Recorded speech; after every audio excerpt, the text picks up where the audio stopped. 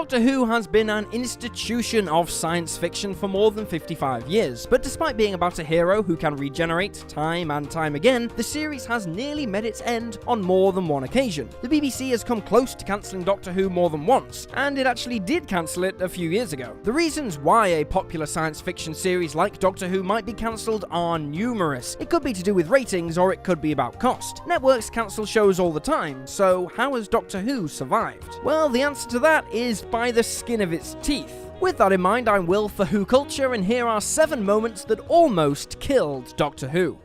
7. William Hartnell's departure. Whenever an actor decides it's time to call it quits on the TARDIS and leave the series, they regenerate. It is a well-known aspect of Doctor Who, and it is what has made it possible for the series to continue with the same character for more than half a century. One actor leaves, another actor takes their place, and there you have a new Doctor. It's a perfect characteristic of Time Lord physiology that makes it all possible. But it wasn't always that way. Before there was any talk of a second Doctor, there wasn't a plan to keep the series going once William Hartnell left. When it was determined that another actor could theoretically take his place, the concern was left with the British public. Would they accept a new Doctor once Hartnell left? Hartnell was the Doctor, so it was anyone's guess. Fortunately, Patrick Troughton's amazing, charismatic take on the character ensured the series would continue with a new Doctor. It was a close call, and the show almost ended up being cancelled before Troughton stepped in and saved the day, at least for a few years. 6. Patrick Troughton's departure. After the concept of regeneration was introduced to keep the show going, Patrick Troughton played the role for a few years. Doctor Who had found a means of continuing when the actor playing the main character departed, so it seemed possible that it could keep going indefinitely. Unfortunately, the reality of the situation made that less and less likely as Troughton got closer to leaving the show. One of the main problems the series suffered from under the Troughton era was a decline in ratings. That is usually the death sentence for any program, even one with a replaceable main character.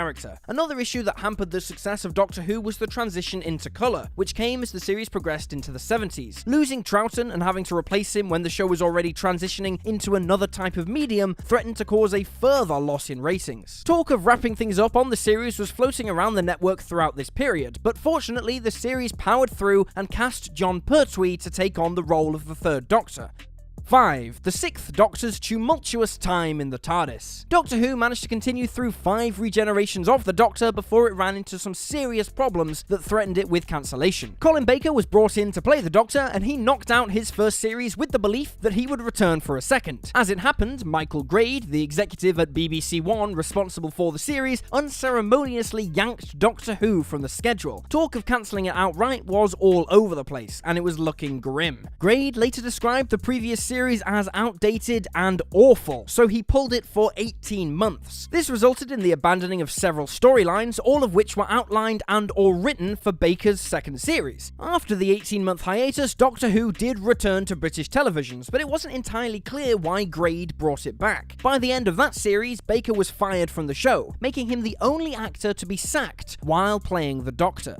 4. The 26th season. In December of 1989, Doctor Who aired an episode titled Survival, which is ironic, seeing as it was the final episode before the show was cancelled. Yes, Doctor Who was cancelled, but seeing as it was eventually returned, this cancellation only stands as a moment that almost killed the series forever. Still, for all anyone knew, it was dead. The show was competing with Coronation Street, which was pulling a ton of ratings away from the science fiction classic. Ultimately, Jonathan Powell, the controller of BBC One at the time, made the decision to stop production at the end of the 26th series. This effectively ended Doctor Who, and as far as we all knew at the time, that was it. There wasn't a crystal ball, and certainly no TARDIS, to tell millions of fans that the series would eventually return. And sure enough, the Doctor did return, but doing so proved that the world was not ready for a new Doctor. Certainly not the one that was somewhat reimagined for an American audience. At least, not yet. 3. The Eighth Doctor. Doctor Who's cancellation in 1989 did not sit well with a lot of people. After all, it was an incredible show that had endured for a quarter of a century, so there were a lot of fans who weren't happy to see it go. Many of those fans lived in the United States, which actually worked in the series' favour. A collaboration between the Fox network and the BBC made it possible for the Doctor to return. In many ways, the return was a test to see if the Doctor would be moving forward. The result was a television movie featuring Paul McGann as the Eighth Doctor. The theory was was that if the movie worked in pulling in enough viewers, it would serve as a pilot episode for a series relaunch. Unfortunately, the movie did not perform as well as the studios would have liked, and it was not picked up for a series. The 7-year hiatus between the 7th and 8th Doctors apparently just wasn't long enough. When it was clear that the show wouldn't be moving forward, it really did look as if Doctor Who was finally cancelled for good. Of course, that's not the case, and the series managed to make what didn't work in 1996 work brilliantly in 2005. 2. David Tennant's departure. When the series relaunched in 2005 with Christopher Eccleston as the 9th Doctor, it managed to score big in terms of ratings, and the series was reborn. Unfortunately, Eccleston only signed on to do one series, and that meant he needed to be replaced by the inimitable David Tennant. While Christopher Eccleston managed to build a great deal of buzz around the character, it was Tennant's 10th Doctor that really drew in millions of fans. His performance was amazing, and he stuck around for several years before deciding it was time to leave the TARDIS to pursue other projects. At this time, the word cancel was being spoken a lot, because it wasn't just Tennant who was leaving. Russell T Davies, the showrunner who breathed new life into Doctor Who, was departing as well. With their departure, the BBC was concerned about the series' long-term prospects, and it was at risk of being cancelled. Fortunately, Russell T Davies was replaced with Stephen Moffat, and Matt Smith took over as the Doctor. According to Moffat, it was Davies who saved the show as he was leaving. He told the BBC, "You are not allowed to end it," and it seemed like they were listening.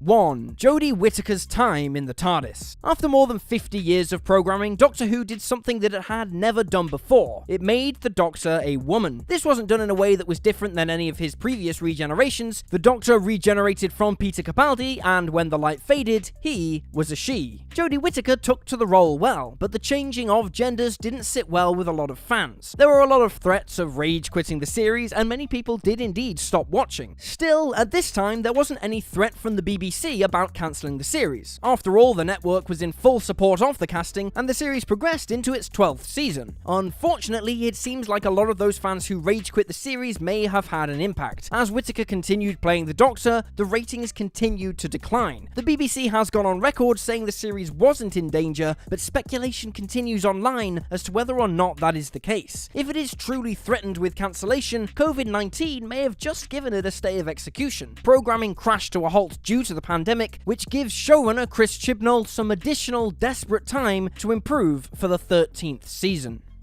And there you have it, folks, 7 moments that almost killed Doctor Who. Feel free to drop this video a like if you enjoyed it, and drop me a follow on Twitter at YouSlyDogU. I'm Will for WhoCulture, thanks for hanging out, and I'll see you next time.